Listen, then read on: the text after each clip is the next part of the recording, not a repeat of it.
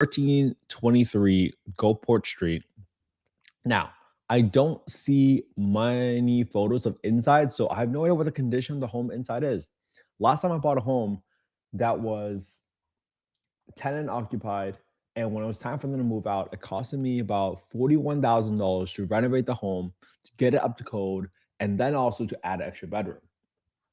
Now, what I do like about this property is that it is 1,400 square feet. So that gives me confidence that if I were to have the tenant ever move out, there is space for me to convert the property from a 3 bedroom to a 4 bedroom because of how much square foot there is. What I don't like is that there's only one bathroom. Typically, properties rent out much better with a 2 bedroom, with two bathrooms. So let's keep going, right? So this property is already rented out for $1,100 a month. So let me see if there's any room for movement by going to affordablehousing.com, going to the market rent estimator, plug in the address, plug in the bedroom count. Whoops, I went to 23. 1356 is the average rent for a 4 bedroom. For a 3 bedroom, it is currently around 1093. So this is right at market rent. So even if I buy this property, there is not much room for me to increase rent on this property. So let's use $1,100 as a rental assumption. So let me go ahead and do this. 1,100. For those of you that want to follow along, make sure you go to affordablehousing.io, not .com, affordablehousing.io. Go to the Get Deal Analysis tool, plug your name, your email, your phone number. That's the fastest for you to get a copy of the spreadsheet so you can analyze this deal alongside me. All right. So now that we got these steps in here, the next thing I want to do is, okay, let's go ahead and figure out what was my payment standard. So I look at Jefferson. Let's look up HUD FMR. And if you go to the first link and you scroll down to small area FMRs, which stands for fair market rents, look up FY 2026, click on the state, click on the county, you're going to see that the average rent or the rent ceiling for 35224 at a 4 bedroom is 1580. Let me write that down. 1580 for a 4 bedroom. 1580. This is for a 4 bed. Oops. 4 bed. Put up here. 1390 and 1580. 1390. This is 1580. Great. Now, my average rent is 1093. And I believe the 4 bedroom market rent here was 1.57. And I like writing down all these numbers because my partners already understand how I analyze these deals. That's why I write them down. 1356 with a 3.6. 3.6, 1356. So there's a little bit of room if I were to upgrade it from a 3 bedroom to a 4 bedroom. But let's kind of keep going here. All right, so now I got a asking price of how much? $85,000. Let's plug this one in. 85 grand. All right, so for my renovations, let me zero that out. Let me go to my rehab calculator. I don't know the condition of this home because I don't have the condition of the inside of the property. Now, can I find during due diligence? Absolutely. But right now, I just want to estimate how much my rehab might be. So typically, I would always assume that I need to do some work on the roof. Last time I bought a home, I had to patch up the roof no matter what. So it went from small repairs to big repairs. But either way, I spent at least always $1,500 on the roof. Usually they find something wrong with the roof. Now, the next thing here, this property is 1,416 square feet. So I'm going to assume to repaint the entire house at $3 a square foot. Now for flooring, I'm going to assume that I need to replace at least half the flooring in the home because that's what happened last time. Again, you might have to do the whole home, half the home, but I'm just budgeting some number here. All right. Now for my cabinets, maybe I'll have to repaint the cabinets just to kind of make it a lot nicer. For my bathroom, I'm gonna assume that I need to. I'm assuming I need to add a bathroom. And sometimes the plumbing here is like 10 grand to add. Let me just put in 7,500 to add a bathroom because I'm gonna try to figure out whether I could turn this into a two bathroom upon exit. But you know what? Actually, because it's rented out right now, I don't need to do this right away, but I know I need to do it later. So if I were to underwrite this property later as a four-bedroom property with a higher rent, I'm gonna make sure I put in extra money to convert the bedroom and also to add a bathroom. All right. So I'm gonna put in new vanities in the bathroom. I'll put in a new toilet just to kind of make it nicer, just to kind of improve the conditions.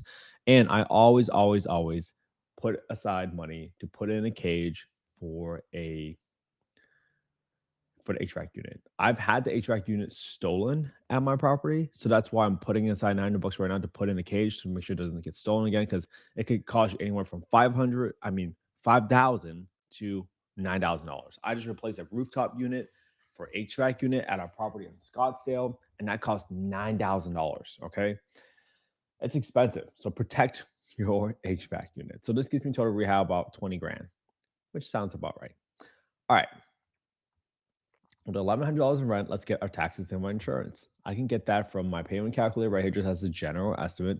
So $53 for property taxes, 53. And then my insurance right here is 66. So I'll do equal 66 times 1.2. And I'm adding it a 20% premium here because I know that this 66 was intended as an estimate for insurance costs. It was a primary residence property. In general, most insurance companies view investment assets as a riskier asset. So they're going to charge more. That's why I'm adding a 20% premium. In B32, I'm setting aside 10% of my rent every single month for maintenance. Because guess what? Something will break in your home no matter what. And if you don't set aside this money right now, you would be overestimating your profitability.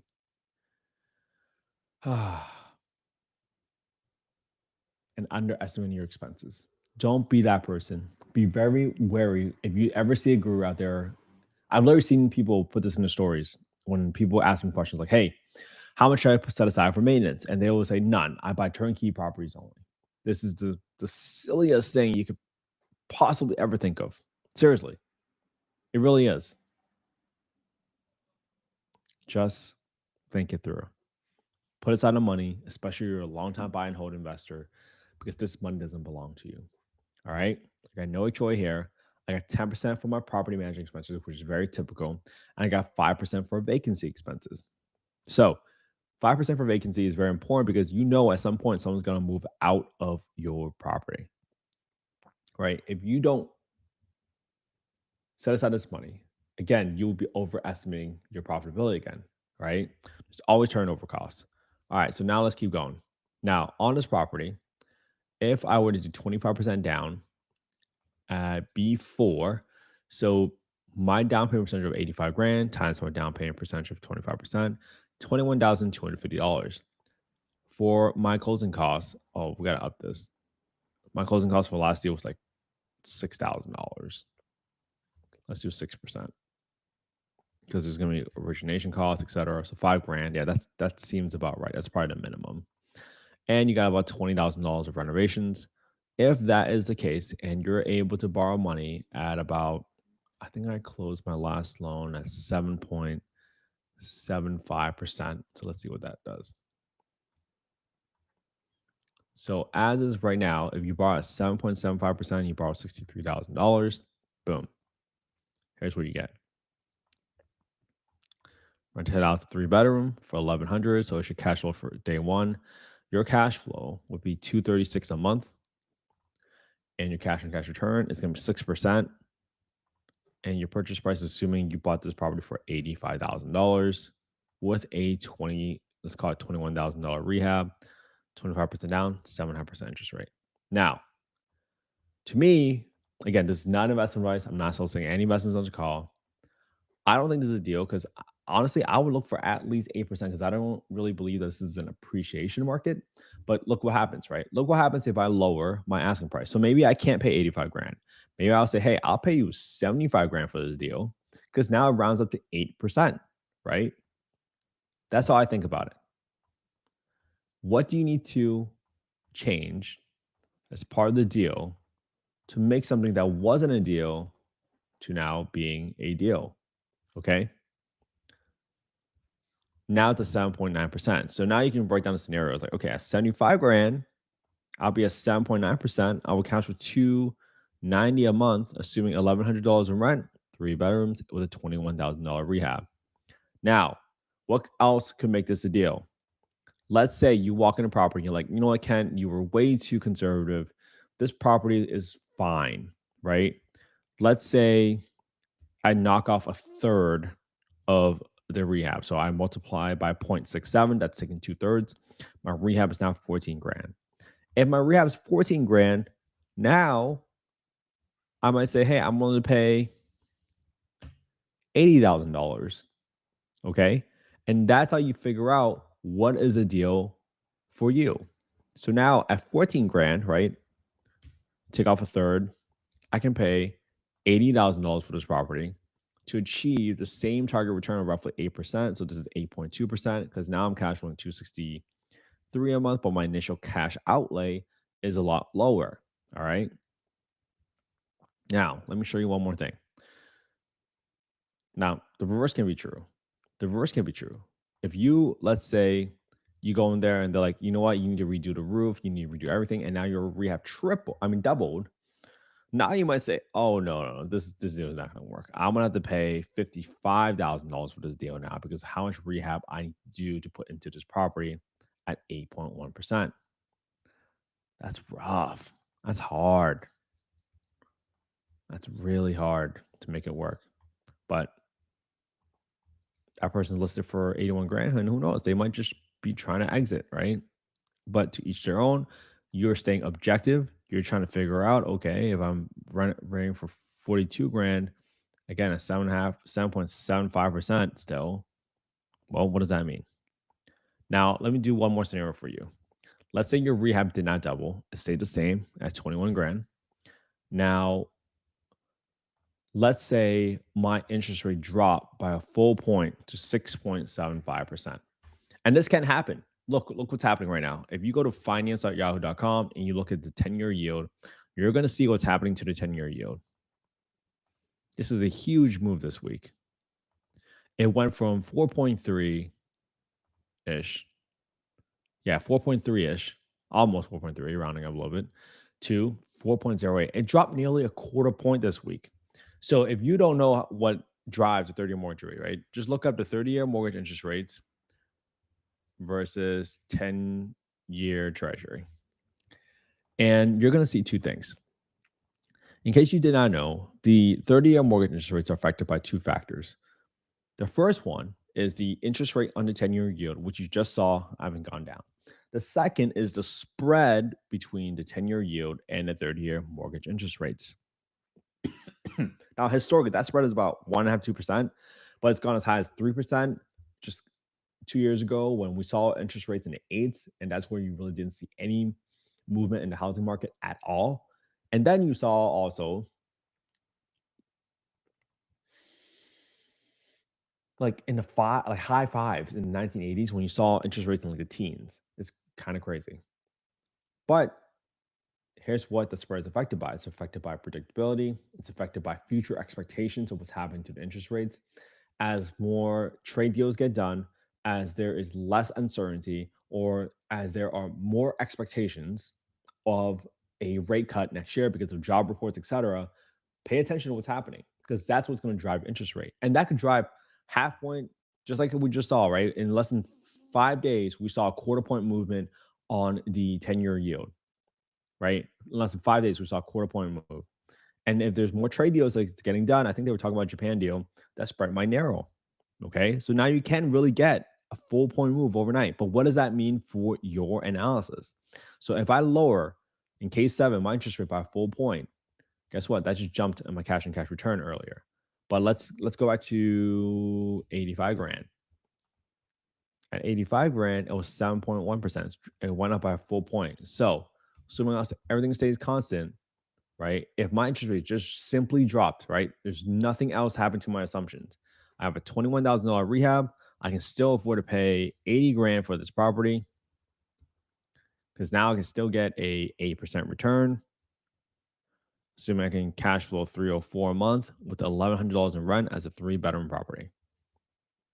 And this is now 6.75% interest rate because that's our scenario that we're working with. Okay, so that's how you adjust the leverage to keep emotions out of the deal. Let me do one more scenario for you. All right. Let's say I was able to turn this into a 4-bedroom and now I'm renting out for 1350 because that's what I saw earlier. But in order for me to do that, I would probably have to convert the property to I probably add $20,000 to convert the bedroom, get the permits and everything, and then add another $7,500 to add a bathroom. So if I turn this into a 4-bedroom and I can get 1350, this might still be a buy at $80,000, assuming my interest rate has dropped a full point. Because at 80 grand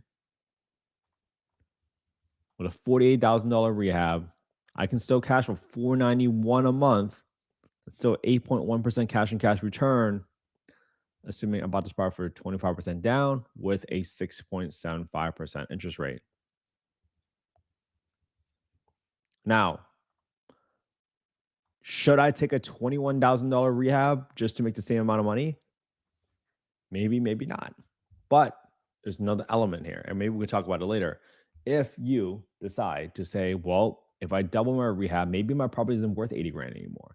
I just got a property reappraised at 144 grand. So now I might be able to pull back out all this capital and say, hey, I know it's 8% if I leave the money in the deal, but what if I take it out? Maybe I don't, maybe I make a lot less capital in it because I'm refinancing at a much higher leverage, but now I don't have any money invested in the deal. That's another scenario. Okay. So think it through, help people understand what the deal looks like for you, and go from there. All right. I hope this was helpful, everybody. My goal is this: I hope you copy the same deal I analyzed today using the same spreadsheet. Right. Just go to affordablehousing.io. You guys want to copy the spreadsheet, not .com. Go to the get deal analysis tool. That's the fastest way for you to copy the spreadsheet. And my hope is that you analyze the same deal I analyzed today using the same spreadsheet and put it on your own YouTube channel. Because guess what? At some point, someone's going to ask you, hey, why do you think this is a deal? And you can tell them that this is a deal because I've been looking at properties for the past, call it 708 days in a row. All right.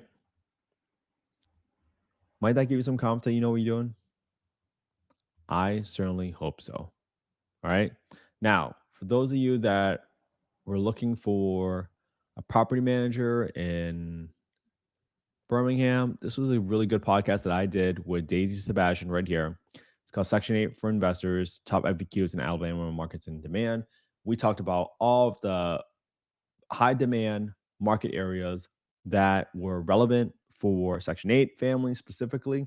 So this was a good episode for you to listen to, just so you can figure out, hey, is this what I want to learn about? Is this the market I care about? Because at the end of the day, it's about finding the team. And who knows, these might not be the perfect team members for you, but at least you know the first step. You know the first person to start calling in that area so you can figure out whether or not that market is right for you. All right. I hope you all have an amazing Saturday. Spend a quality time with your family and friends today. Hey, Albert, good to hear from you. And have an amazing day. Enjoy that family time because that's what matters most. All right. I'll see you all tomorrow for day 7:05.